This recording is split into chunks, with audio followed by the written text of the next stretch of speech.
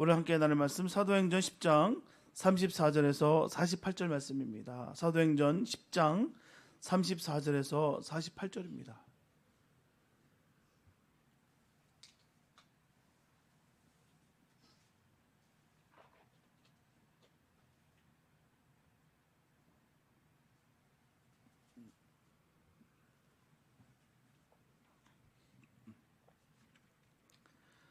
사도행전 10장 34절에서 48절 말씀입니다. 우리 귀한 말씀 우리 한 목사 함께 합독하시겠습니다. 시작. 베드로가 입을 열어 말하되 내가 참으로 하나님은 사람의 외모를 보지 아니하시고 각 나라 중 하나님을 경외하며 의를 행하는 사람은 다 받으시는 줄 깨달았도다. 만유의 주 되신 예수 그리스도로 말미암아 화평의 복음을 전하사 이스라엘 자손들에게 보내신 말씀 곧 요한이 그 세례를 반포한 후에 갈릴리에서 시작하여 온 유대에 두루 전파된 그것을 너희도 알거니와 하나님이 나사렛 예수에게 성령과 능력을 기름 붓듯 하셨음에 그가 두루 다니시며 선한 일을 행하시고 마귀에게 눌린 모든 사람을 고치셨으니 이는 하나님이 함께 하셨음이라. 우리는 유대인의 땅과 예루살렘에서 그가 행하신 모든 일의 증인이라. 그를 그들이 나무에 달아 죽였으나 하나님이 사흘 만에 다시 살리사 나타내시되 모든 백성에게 하신 것이 아니요 오직 미리 택하신 증인 곧 죽은 자 가운데서 부활하신 후 그를 모시고 음식을 먹은 우리에게 하신 것이라. 우리에게 명하사 백성에게 전도하되 하나님이 살아있는 자와 죽은 자의 재판장으로 정하신 자가 곧 이 사람인 것을 증언하게 하셨고 그에 대하여 모든 선지자도 증언하되 그를 믿는 사람들이 다 그의 이름을 힘입어 죄 사함을 받는다 하였느니라.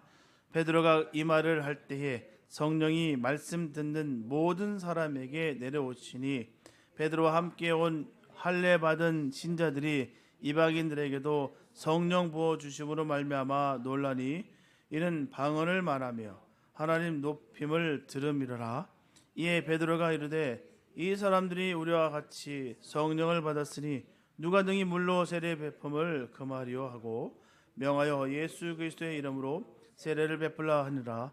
그들이 베드로에게 며칠 더 머물기를 청하니라. 아멘. 고넬료가 일가와 친척을 다 모으고 베드로를 초청하여서 주께서 당신에게 명한 말씀을 말씀해 달라고 부탁했습니다. 그때 베드로는 입을 열어 가르쳤어요. 입을 열어 가르쳤다. 예수님도 마태복음 5장에 보게 되면 산에 올라가 앉으시고 입을 열어 가르쳤다라고 말씀하고 있습니다. 입을 열어. 입을 연다는 것은요 매우 매우 중요합니다. 입을 잘못 열면 화를 내고 분을 토하게 된다는 것이죠. 입을 잘 열면 복을 주고 복을 빌게 됩니다. 누가 입을 여는가가 너무너무 중요하다는 것이죠. 입을 열어 무슨 말을 하는가가 중요하다는 거예요. 우리가 다 말하는 입을 가지고 있습니다. 여러분들 입은 복을 빌고 복을 주는 입이 되시기 바랍니다. 여러분들의 입으로 나온 말로 인하여 사람을 위로하고 용기를 주는 말을 하시기 바랍니다. 너무너무 중요하다는 것이죠. 입을 열어서 우리가 해야 될 일이 거기 있는 거예요. 입을 열어서 흠을 잡고 깎아내리고 험담하고 무너뜨리는 것이 아니라 살리고 세우고 치유하고 복을 빌어주는 그런 복된 입이 되라는 얘기죠. 베드로가 입을 열어서 가르쳤을 때 교회 역사상 처음으로 이방인에게 복음이 전파되는 역사가 일어났어요. 여러분들 입을 열어서 복음을 전파하는 사람 되시기 바랍니다. 입을 열면 무슨 말이든지 할 수가 있어요. 입을 열어 하나님의 말씀을 전하고 복음을 전하는 복 있는 사람 되시기 바랍니다. 아직 한 번도 입을 열어 하나님의 말씀을 전해보지 못한 사람이 있으신가요? 한번 시험해 보시기 바랍니다. 저는 할 수만 있으면 여러분들 입으로 하나님의 말씀을 가르치는 교사가 되기 원합니다. 그것은 대학에서 학문을 가르치는 교수보다 더 귀하고요. 또 국회에서 국사를 의논하는 국회의원보다도 더 귀합니다. 그리고 법정에서 죄인을 변호하는 변호사들보다도 더 귀한 일이라는 거예요. 할 수만 있으면 저는 여러분들이 하나님의 말씀을 가르치는 예수님의 제자가 되길 바랍니다.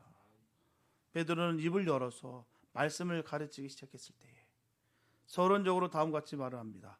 참으로 하나님은 사람의 외모를 취하지 아니하시고 각 나라 중 하나님을 경외하며 의를 행하는 사람을 하나님이 받으신 줄을 내가 깨달았도다.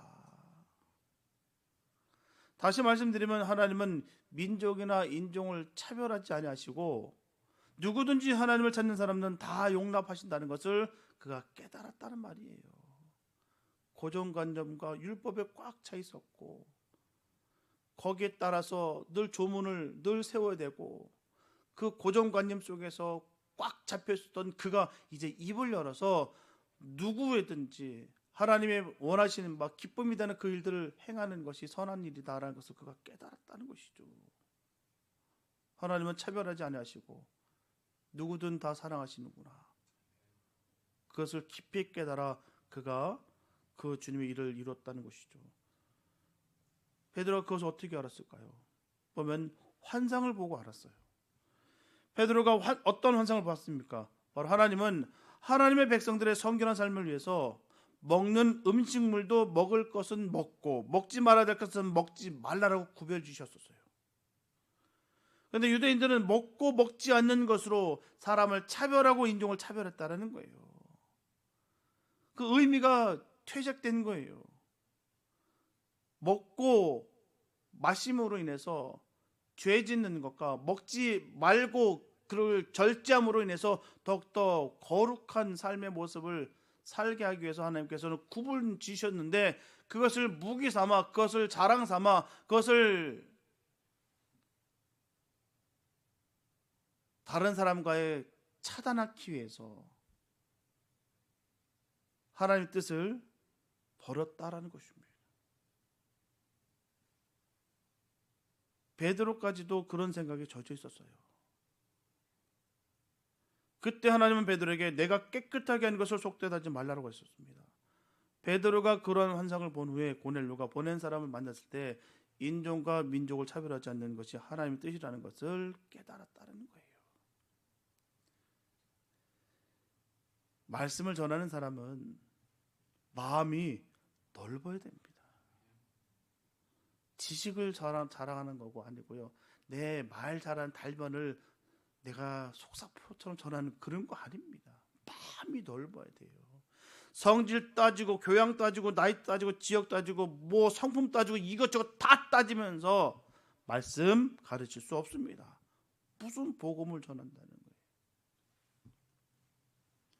배우고자 하는 사람은 또 누구라도 가르쳐야 됩니다. 어린아이도 어른도 남자도 여자도 처음 믿는 사람도 오랜 믿는 사람도 다 가르쳐야 됩니다.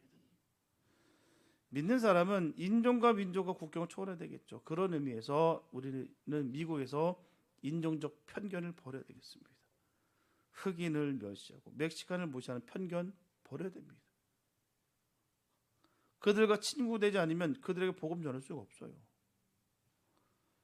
미국은 외국에 나가 선교하지 않아도 선교할 수 있는 나라일 것입니다. 그 정도로 세계 각 나라 민족이 다 여기서 살고 있기 때문에 그들만 전도하면 저절로 세계 선교 이루어집니다. 어찌 보면 한국도 같은 환경일 거예요. 도시와 시골을 넘어서 이제 곳곳에서 이주 노동자들이 참으로 많이 들어왔습니다. 이분들이 없으면 공장과 농장이 돌아가지 않아요. 일손이 부족합니다. 너무너무 많아요. 그 와중에 한국의 관광산업이 너무나 발달돼서 수많은 나라 사람들이 한국 관광을 선호합니다. 하여튼 한국을 가려고 놀러. 외국이라는 이 선입견과 반감이 크면 국제무대에서 반드시 도태됩니다. 문을 콱콱 틀어막으면요 무너집니다. 요즘은 그런 시대가 아니에요. 글로벌 시대라 서로 공유하고 서로가 정보와 서로가 함께 나눕니다. 그게 이루어지지 않으면 무너지게 된다는 것이죠. 그렇기 때문에 멕시코 사람이든 베트남이든 중국이든 러시아든 그 기타 등등 누구일지라도 우리는 전도해야 될 줄 믿습니다. 누구라도 우리는 차별할 수가 없어요. 차별해서는 안 됩니다. 피부톤에 따라서 배우고 덜 배우고의 문제도 아니고요. 인격적인 수준과 배양 문제도 아닙니다. 영혼에 대한 가치와 그 하나님에 대한 관심, 우리는 거기에 집중하는 것이죠. 그래서 그 영혼들을 우리가 전하는 거예요. 하다못해 우리가 열방에까지라도 달려가서라도 전하는 것입니다. 하나님께서 기뻐하는 일이기 때문에. 누구는 더 귀하게 여기고 누구는 차등히 여겨서 그런 거 아니에요. 제가 일전에 그런 단체와 결별한 이유가 거기 있는 거예요. 거기만 어떤 일정 특정 지역만 대단하게 여기고 이 주변에 있는 그 영혼들에 대해서 하찮게 여기고 뭐 썩은 영혼까지 얘기하는 거고 너무 충격받았어요. 그 썩은 영혼일자라도 주님께서는 사랑하십니다. 그 영혼이 돌아오기만 한다면 주님께서는요 지금도 그 피를 쏟으신다는 것이죠. 그런데 함부로 얘기하는 그 모습이 얼마나 과증스럽고 얼마나 분통이 터지던지요. 그래서 저는 그들과 함께 할 수 없었고요. 하기 싫어요. 안 합니다. 영혼의 가치를 자기들 마음대로 재단하고 평가하고 그거는 우리의 몫이 아닙니다. 하나님의 몫이죠. 하나님이 귀하게 여기시는데 우리가 감히 어찌 그 영혼을 함부로 할 수 있겠느냐라는 것입니다. 저는 어느 누구일지라도 영혼을 함부로 하는 사람들의 그 신앙을 결코 인정할 수 없습니다. 왜요? 진짜일 수가 없습니다. 정말 하나님의 영이 함께하고 하나님 깊은 사랑을 깨닫는다고 한다면 영혼에 대한 사랑을 분명히 품게 되어 있습니다. 틀림없어요. 베드로가 전한 설교의 주제는 화평의 복음이었어요. 오늘 본문에도 분명히 전하고 있습니다. 화평의 복음 전했다고 전하고 있죠. 화평의 복음은 하나님이 먼저 이스라엘 백성들에게 주어 온 세상에 전파하게 했어요. 또 이 화평의 복음은 세례 요한이 요단강에서 세례를 반포하신 후에 갈릴리에서 시작됐습니다. 화평의 복음의 주인공은 예수님이십니다. 하나님은 예수님에게 성령과 능력을 기름 붓듯이 부어주셨어요. 예수님은 성령의 사람입니다. 성령을 떠나서는 예수님을 생각할 수가 없어요. 예수님은 성령과 능력을 받았기 때문에 우리의 구세주가 되셨습니다. 예수님은 성령으로 탄생하셨습니다. 예수님은 성령으로 마귀의 시험을 이기셨고요. 성령으로 가르치시고 성령으로 병을 고치시고 성령으로 귀신을 쫓아냈습니다. 예수님은 성령으로 기뻐하시고 성령으로 고통하셨어요. 예수님이 하신 일은 전부 성령의 역사입니다. 예수님은 성령으로 왕의 일을 하시고 제사장의 일을 하시고 선지자의 일을 하셨습니다. 예수님을 알려면 성령을 받아야 됩니다. 우리가 머리로 많은 사람들이 얼마나 많은지 몰라요. 그걸 가지고서 우리는 그 예수를 믿는다라고 착각하고 있고요. 믿음이 좋다라고 우리는 스스로 착각 속에 있는 반면에 또한 어리석음 가운데 묻혀 있을 때가 얼마나 많은지 모릅니다. 아닙니다. 성령을 받지 않으면 예수를 몰라요. 예수를 배우려면 성령 받아야 됩니다. 예수님 같이 되려면 성령 받아야 돼요. 어떻게 하면 성령 받을 수 있을까 하는 것이 오늘 설교의 초점입니다. 뿐만 아니라 예수님은 나무에 달려 죽으시고 사흘 만에 다시 살아나시고 승천하셔서 하나님 우편에 앉으셨습니다. 하나님은 이 예수를 산 자와 죽은 자의 심판주로 삼으셨어요. 그러므로 누구든지 저를 믿는 자는 그의 이름을 힘입어 죄 사함을 얻을 수 있습니다. 이것이 베드로가 말한 화평의 복음이었어요. 누구든지입니다. 누구든지 주를 믿는 자는 주님의 이름을 힘입어 죄 사함을 얻을 수 있는 거예요. 저 인간은 안 돼. 낙인 찍어버리고 좌표 찍어버리고 다시는 끊어버리고 이거는 우리의 몫이 아닐 뿐만 아니라 그건 불충한 거예요. 분명히 성경 전하고 있습니다. 누구든지 저를 믿는 자는 그의 이름을 힘입어 죄 사함을 얻느니라.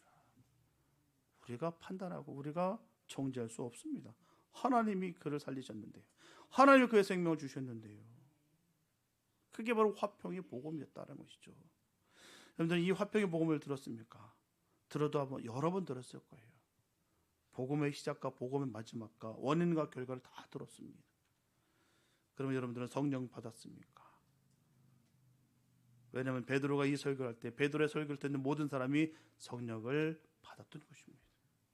그때 성령이 말씀 듣는 모든 사람에게 임하는 것을 베드로와 함께 온 할례 받은 사람들이 보고 놀람을 금치 못했어요. 베드로가 이 사실을 다른 사도들과 형제들에게 증거했습니다. 사도행전 11장 15절에 보면 내가 말을 시작할 때 성령이 그들에게 임하시기를 처음 우리에게 하신 것과 같이 하였다라고 말하고 있습니다. 이게 뭐겠습니까? 처음 우리에게 하신 것, 바로 오순절에 임한 성령을 가리키는 거예요. 그래서 고넬료의 집에 임한 성령은 이방인의 오순절이라고도 합니다. 처음에 이방인들에게 임했던 그 오순절, 성령은 말씀을 들을 때 성령이 임하는 거예요. 여러분들은 다 말씀을 다 들었습니다. 말씀을 들었을 때 성령이 임했는가요? 하여튼 말씀을 들었는데 성령 받지 못한 수가 있죠. 무슨 이유겠습니까? 듣긴 들었는데도 불구하고 왜 성령을 받지 못할까요? 두 가지 이유가 있을 수 있습니다. 들은 사람이 잘못 들었거나 아니면 전하는 사람이 잘못 전했거나 두 가지 이유 중 하나일 거예요. 전하는 사람이 잘못 전하는 경우는 어떤 경우겠습니까? 보냄을 받지 않은 사람이 전하면 전에도 성령을 받지 못합니다. 이단들에게 들어서는 성령 받지 못해요. 아무리 기이한 현상이 나타나고 별의별 짓이 다 나타나도 그건 성령 아닙니다. 악한 영이죠. 성령을 빙자한 사단도 귀신도 그런 짓을 할 수 있어요. 그걸 가지고 그 현상을 받았다고 해서 성령 받았다고 기리기리 뛰고 하는 어리석음 가운데 있는 분들이 얼마나 많은지 몰라요. 그곳에서 방언 받았다. 방언이 뭐길래요? 저는 LS도 봤습니다. 귀신 들린 사람이에요. 아주 악명 높은 사람이에요. 방언 기가 막히게 합니다. 근데 들으면 기분 나빠요. 은혜가 되지 않고. 왜? 삶이 그 문항이니까.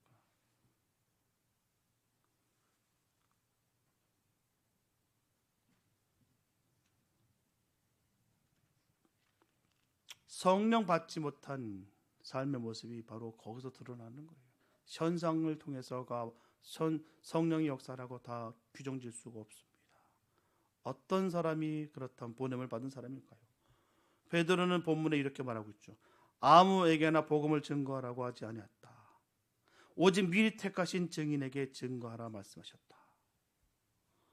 다시 말씀드리면 죽은 자 가운데서 일어나신 후 같이 음식을 먹어 우리에게 하셨다라고 말했습니다.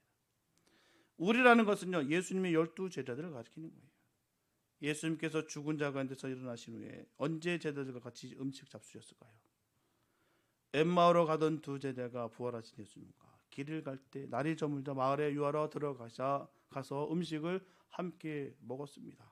11 제자가 두려워하면서 한 곳에 모여서 예수님의 부활을 의심할 때 예수님께서 그들 가운데 나타나셔서 먹을 것을 달라 하여 구운 생선 한 또박을 잡수셨어요. 또 디베라 바닷가에서 제자들에게 세 번째 나타났을 때 떡과 구운 생선으로 조반을 같이 먹었습니다. 그때 7 제자가 예수님과 함께 조반을 먹었어요. 예수님은 이 제자들에게 나를 증거하라고 말씀하셨습니다.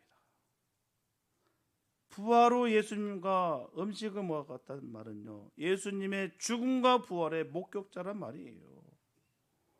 이 제자들은 보고 듣고 손으로 못자국 창자국을 만진 사람들입니다. 이 사람들이 예수를 증거할 때 듣는 사람들이 성령을 받았어요. 오늘날도 마찬가지입니다.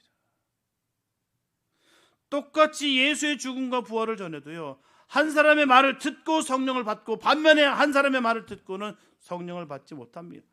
이렇게 전하는 사람이 예수의 죽음과 부활을 체험하고 전하면 듣는 사람이 성령을 받고요, 전하는 사람이 예수의 죽음과 부활을 체험하지 못하고 전하면 성령을 받지 못합니다.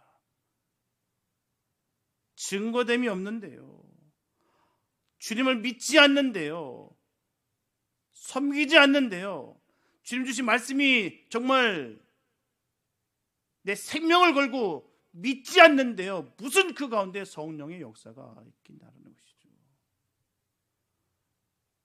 하나님 살아계시고요, 그 피로 말미암아 내가 구원받았다, 이 확신이 있어야 되는데 그냥 지식으로 줄줄줄 외운 것만 달달달 외워서 전하는 그가 뭐가 있겠습니까? 내가 정말 생명 받았나 안 받았나? 내가 구원을 받긴 받았나? 예수가 있기는 있는가? 진짜 그게 사실일까 말까? 이런 확신도 없는 가운데서 무슨 그 역사심이 성령의 역사가 있겠냐는 것이죠. 전기가 흐르고 있는 전선에다 전선을 이어줘야 전기가 통하지. 전기가 흐를 수 없는 플라스틱 선에다가 전선을 이어서는요 전기가 통하지 않습니다. 전하는 사람이 먼저 성령 받아야 될 줄 믿습니다. 선하는 사람이 성령 충만해야 될 줄 믿습니다. 이게 선제가 되어야 되는 것, 이게 먼저 되어야 되는 것입니다. 이게 먼저 되지 않으니까 문제가 발생되는 거예요. 성령이 충만치 않으니까. 둘째 이유는 듣는 사람이 성령 받을 준비가 되어 있지 않으면 성령 받을 수 없습니다. 그래서 마치 전류가 흐르고 있는 전선에 전기가 통하지 않는 이 고무줄을 연결시키는 것 같다는 거예요. 성령을 받을 수 없는 사람의 마음은 어떤 마음일까요? 의심, 교만, 회의, 부인, 부정, 거부하는 마음 등등. 무조건 싫다고 하죠. 무조건 아니라고 하죠. 무조건 필요 없다고 합니다. 그런 사람에게 성령은 물로 덮어 씌우듯 해도요 마음은 메마른 차갈밭과 똑같습니다. 모르는 바가 아니에요. 성경 모르는 바가 아니에요. 아는데도 불구하고 마음밭은 딱딱하게 굳어서 마치 엎어놓은 그릇에다가 아무리 물을 마음껏 쏟아부어도요 물 한 방울 담기지 않는 것과 똑같다는 거예요. 그릇을 엎어놨는데요 뒤집어놨는데 무슨 거기에다가 물이 담기길 바라냐는 것이죠. 성령을 받을 수 있는 마음은 온유함, 겸손함, 순종, 회개, 자복하는 마음이에요. 이게 없는데 무슨 성령 받을 생각하십니까? 무슨 성령 받았다고 얘기하시냐고요. 온유하지도 않은데, 겸손하지도 않는데, 순종하지도 않는데, 회개하지도 않는데, 자복하는 마음이 없는데 전혀 무슨 내가 성령 받았다고 얘기할 수 있냐라는 것이죠. 남들한테 창피하니까 그렇다고 그렇게 얘기할 수 있겠으나 주님이 아시고요, 내가 알고요, 귀신이 합니다. 귀신은요 귀신같이 알아요. 진짜 이 사람이 진짜인지 아닌지, 진짜 성령 받은 자인지. 이런 분들은요 마음이 탈지면에 물을 붓는 것 같다라고 쭉쭉 빨아들입니다. 모래밭에 물을 붓는 것 같다는 것이죠. 비 오는 날에 대야에 물이 고이는 것 같습니다. 무슨 말을 해도 감사함으로 받아요. 꾸중을 하면 꾸중을 듣고 죄를 회개하면 회개합니다. 이것을 하라면 이것을 하고 저것을 하라면 저것을 합니다. 매로 치면 매를 맞고 벌을 주면 벌을 받습니다. 그리고는 자비를 구합니다. 긍휼을 구하죠. 그런 사람은 성령 받습니다. 그런 사람에게 하나님은 성령을 물붓듯이 부어주신다는 거예요. 여러분들 심정도 그렇지 않을까요? 이쁘고 말 잘 되고 잘 따르는 사람한테 내가 떡이라도 하나 더 주고 싶지, 뺀질뺀질 말도 안 듣고 못된 송아지 엉덩이에 뿔 난 것처럼 생각하는데 무슨 거기서 뭐가 주고 싶은 마음이 뭐가 있겠습니까? 우리 주님은 안 그러실까요? 어떻게든 여기가 좋사오니 생명의 말씀이 여기 있는데 나를 어디로 보냅니까? 그런 마음으로, 그렇게 간절한 마음으로 그렇게 주님께 매달리는 그에게 성령 충만케 하시고 부어주시는 것이죠. 주든지 말든지 난 모르겠고 내 식견대로 내 소견대로 내가 원하는 대로 기분 내키는 대로 감정에 따라서 내가 살아갈 때를 갈 테니까 주님은 마음대로 하십시오. 주고 싶으면 주시고요. 뭐 나중에 남는 거 있으면 하나 주세요. 그런 마음으로 신앙생활 한다면 무슨 의미가 있고 권위가 있고 기쁨이 있고 충만이 있겠습니까? 하나님 예수님에게 성령 기름 붓듯이 부어주신 것은요, 예수님이 하나님에게 온유하고 겸손하고 순종했기 때문이에요. 할 수만 있다면 이 잔을 내게서 멀리 떨어지게 하시옵소서. 그런데 내 뜻대로는 하지 마시고 아버지 뜻대로 하세요. 그렇기 때문에 하나님께서 그 아들에게 물 붓듯 성령의 기름을 부어주신 거 아니겠습니까? 예수님은 하나님이 사람이 되어 세상으로 내려가라고 하면 내려갔고요, 십자가를 지라면 십자가 졌어요. 베드로도 마찬가지입니다. 베드로는 허물이 많고 죄가 많습니다. 예수님이 책망을 하면 책망을 들었어요. 회개하라면 회개를 했습니다. 베드로는 예수님을 모른다고 부인한 것을 회개했어요. 크나큰 죄악이죠. 이보다 천박한 삶이 어디 있습니까? 하나님 주님을 따라서 내가 끝까지 가겠습니다. 죽는 것 하나도 두렵지 않습니다. 내가 최종적으로 주님 옆에 내가 남을 것은 보십시오. 그렇게 호언장담했던 그가 3번이나 주님을 비참하게 아주 저주하면서 버려버렸어요. 그런데도 그가 회개하고 돌아왔고요, 그 회개를 주님이 받아주셨다는 것이죠. 주님은 그걸 기뻐하신다는 거예요. 자기 스스로 고결한 척, 정결한 척 그렇게 버팅이면서 그렇게 교만하고 목이 꼿꼿하게 굳은 그 모습이 아니라 정말 온 몸이 덕지덕지 죄가 묻었고 추함이 묻어있고 천박함이 그렇게 젖어 있어도 주님 앞에 회개하기를 바라셨고요, 주님은 그 회개하기를 소망하는 그를 주님은 외면치 않으신다는 것입니다. 그가 베드로였어요. 그렇게 부인한 것을 눈물로 회개했고요, 그리고 하나님의 자비와 긍휼을 구했습니다. 그래서 베드로는 성령 충만을 받았어요. 뭐가 번듯했기 때문에, 반듯했기 때문에, 뭐가 그럴듯했기 때문에 성령 충만 받는 거 아닙니다. 하나님께 인정받는 것도 아니고요. 하나님 사도 바울과 다윗과 모세에게 성령 물 붓듯이 부어주었습니다. 하나님 이 모든 사람에게 성령 물 붓듯 부어주신 것은 그들이 다 온유하고 겸손하고 순종하고 회개하고 자복하는 사람들이었기 때문이에요. 가문이 훌륭하고 죄질이 그래도 좀 남들보다 좀 낫고 지식이 많고 명예롭고 훌륭해서 그들이 그 성령 충만함을 물붓듯 받은 것이 아닙니다. 너나 할 것 없이 참 문제덩어리예요. 죄덩어리입니다. 아닙니까? 우리 믿음의 선진들 하나하나 다 열거해봤을 때 나보다 별거 뭐 나은 것 별반 없다라고 여기는 사람들이 얼마나 많을까요? 하다못해 나보다도 더 추한 사람들 더 많습니다.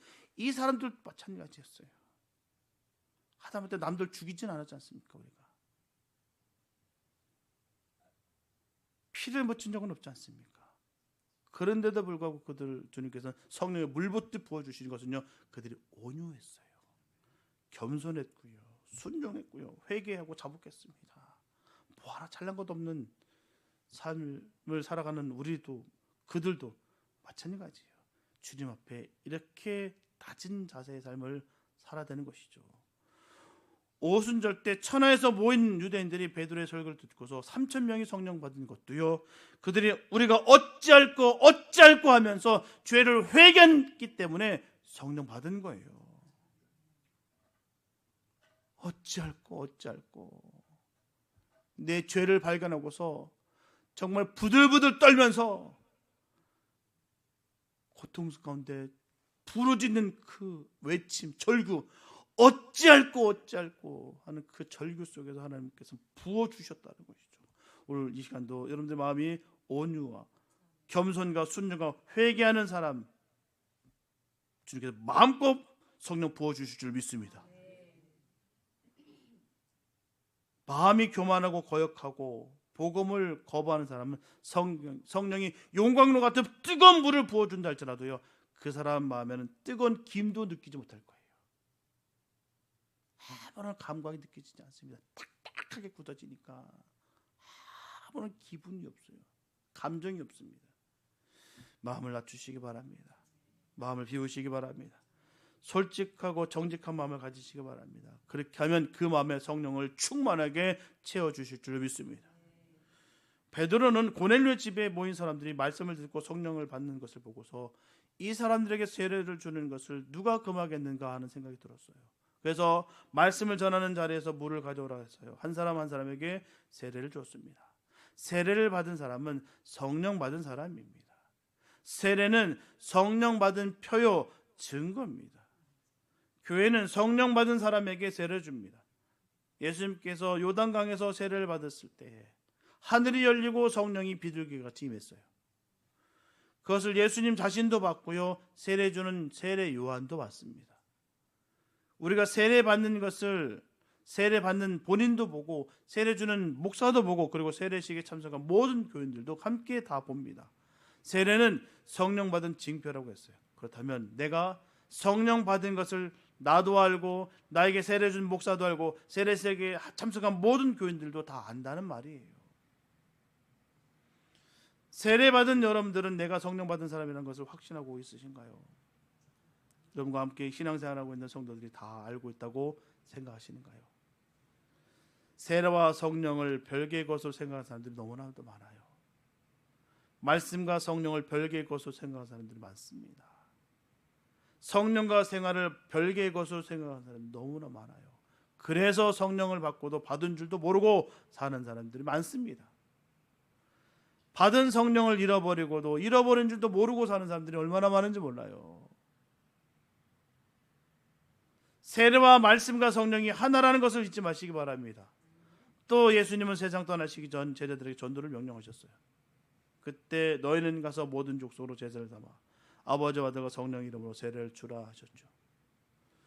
세례 받은 사람은 성령을 받는 줄 확신하시기 바랍니다. 우리가 생각해 봐야 될 두 가지 문제가 있어요. 한 가지는 나는 과연 성령 받았나 받지 못했나 하는 것이죠. 성령을 받고도 받지 못한 줄 아는 사람이 있어요. 그런 사람은 바로 아이를 얻고 아이를 찾는 것과 똑같습니다. 어부바 했는데 애 찾는 거예요. 분명 애가 있었는데 뒤에 업고 있는데도 불구하고 애 찾고 있는 것이죠. 안경을 쓰고 안경 찾는 것과 같습니다. 저는 한번 깜짝 놀랐어요. 저희 사모랑 통화하고 있는데 내 전화기 어디지? 순간 깜짝 놀랐어요. 전화기 어디다 놨더라? 그러고 나중에 막 깔깔 웃었어요. 통화하고 있지. 있을 수 있어요. 예. 분명히 내가 전화기 뒀는데 여기 뒀는데 전화하고 있으면서도 그런 일 있습니다. 있는데도 불구하고 모를 때 있어요. 그런 거 하면요, 성령을 받지 못하고 받은 줄로 아는 사람들이 있습니다. 그런 사람은 스스로 쏘으며 사는 사람이에요. 무엇을 봐 성령을 받은 줄 알까요? 예수를 구주로 믿는 사람은 성령 받은 사람입니다. 말씀을 가까이 하고 말씀에 순종하는 사람은 성령 받은 사람이에요. 세례 받은 것이 성령 받은 것인 줄 알고 성찬을 받을 때마다 감동과 감화를 받는 사람이 되시기 바랍니다. 만약 여러분 중에 나는 성령을 받았는지 받지 못했는지 알 수가 없다, 나는 아직도 성령을 받지 못했다고 생각하는 사람이 있다면 어떻게 될까요? 말씀을 들어야 됩니다. 말씀은 성령의 불길을 일으키는 부싯돌과 같아요. 부싯돌이 돌에 부딪힐 때 불꽃이 일어납니다. 그 일어난 불꽃이 솜에 당겨질 때 불이 확 일어나는 것 같이 말씀을 들을 때 내 마음에 불꽃이 튑니다. 그런 역사가 있길 바랍니다. 말씀을 읽는데도 불구하고 그냥 쭉쭉쭉쭉 그냥 나오는 게 아니라 하나 말씀 하나하나가 다 구구절절 내 마음을 땅땅땅 때리는 것, 찔림이 있는 것, 큰 복된 거예요. 말씀을 읽는데 찔림이 없다라는 것이 무서운 거예요. 찔려야죠. 말씀을 들을 때마다 찔림을 받아야죠. 그 찔림이 싫으니까 좋은 것만 듣고 싶어가지고 그냥 거기에 취해서 그냥 소비하는 소비자들이 얼마나 많은지 몰라요. 내 기분에 맞는 그 말씀만 듣고자 소비. 이 마켓이 이거 주시 좋더라, 저 마켓은 무엇이 좋더라 해서 이렇게 저렇게 따라다니는 거 똑같다는 것이죠. 우리는 내 귀에 듣기 좋은 소리를 듣는 것이 아니라 말씀이 내 항상 찔려야 되는 거예요. 그게 하나님께서 우리에게 놓고 하시는 거예요. 병들지 않게 위해서, 죽지 않기 위해서 그렇게 우리를 찌르신다라는 것입니다. 불꽃이 튀어야 됩니다. 어떻게 그 불꽃으로 내 마음에 불이 되게 할 수 있을까요? 마음을 온유하고 겸손하고 순종하고 회개하는 마음을 가지면 내 마음에 영원한 성령의 불꽃이 일어납니다. 내가 왜 이럴까? 잘 보십시오. 나는 과거에 분명히 성령 받았는데 지금은 성령이 떠났는지 떠나지 않는지조차도 내가 알 수가 없어. 전에는 말씀을 들었을 때 감동이 있었는데 지금은 말씀을 들어서 감동이 없지. 전에는 주를 지키지 않으면 마음이 아팠는데 지금은 주를 지키지 않으면 마음이 편하지. 왜 그럴까요? 그 사람의 마음 밭을 갈아엎어야 됩니다. 딱딱하게 굳어진 거예요. 돌짝밭이 돼버린 것입니다. 돌과 자갈과 쇠붙이와 유리 조각을 다 걷어내야 돼요. 그리고 새 마음을 품어야 됩니다. 마치 황무지가 된 밭을 갈아엎고서 새 흙을 실어 붓듯이 토지를 바꿔야 됩니다. 묵은 마음 밭을 갈아엎고 새 마음 밭을 만드시기 바랍니다. 둘째, 성령 받은 사람 어떻게 될까요? 성령의 감동대로 살아야 됩니다. 세탁기를 사놓고서 사용하지 않으면 그 세탁기 못 씁니다. 자동차를 사놓고서 타지 않으면 그 차 못 써요. 아무리 기가 막힌 차랄지라도요, 사용하지 않으면 그 차 망가집니다. 기계는 그래요. 성령을 받고도 성령대로 살지 않으면 성령이 떠나고 맙니다. 성령은 받는 그날부터 성령대로 살아야 돼요. 성령으로 기도하고 성령으로 말하고 성령으로 봉사하고 성령으로 선한 일을 하면 항상 성령 충만한 사람이 될 수가 있습니다. 한평생 성령 충만한 가운데 살아가는 복 있는 성도들 되시기 바랍니다. 내 안에 계신 예수, 그 성령 하나님을 늘 환영하시면서 기뻐하시면서 그 주님이 기뻐하는 삶이 무엇인지를 늘 꿈꾸며 몸부림칠 수 있는 우리가 되기 원합니다. 내가 성령 받았다고요? 내가 기가 막힌 그 수많은 그 업적을 남겼다고요? 지금 성령 충만치 않으면 아무 소용없습니다. 내 곁에서 주님이 떠나시면요, 아무 소용이 없어요. 지금 은혜 받을 때라 하셨습니다. 지금 성령 충만하시기 바랍니다. 말씀으로, 은혜로, 찬양으로 늘 기뻐할 수 있는 우리의 삶이 됐으면 참 좋겠습니다. 충만치 못하니까, 성령 충만치 못하니까 늘 괴로운 거예요. 우울한 거예요. 슬픈 거예요. 왜일까요? 성령 충만치 못하기 때문입니다. 성령의 그 감동, 감화가 나를 변화시키는 거예요.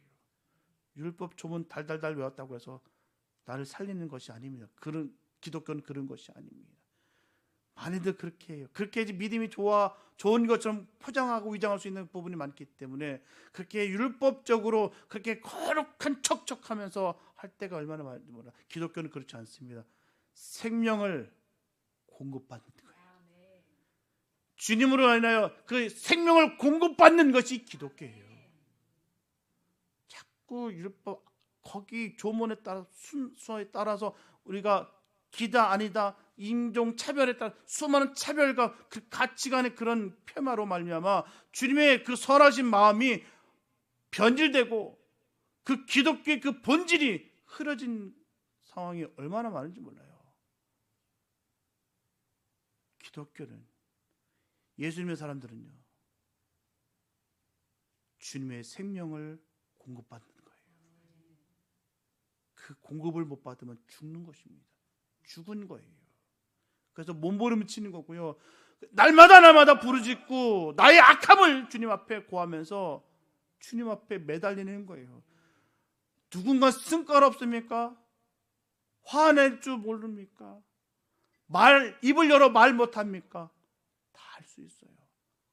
안 하는 이유, 못하는 이유, 내가 살기 위해서, 성령의 충만함을 받기 위해서, 주님의 그 영원한 생명을 내가 공급받기 위해서 내가 겸손해지고 낮아지고 돌불에 맞으면서도 불구하고 주님 앞에 매달리는 것, 그게 바로 어리석은 것이 아니라 그게 사는 길이에요. 사랑하는 여러분, 무늬만 그리스도인으로 종교적인 습관에만 젖어 살아가는 자리에서 이제 일어나시기 바랍니다. 성령은 우리를 결코 가만두지 않으십니다.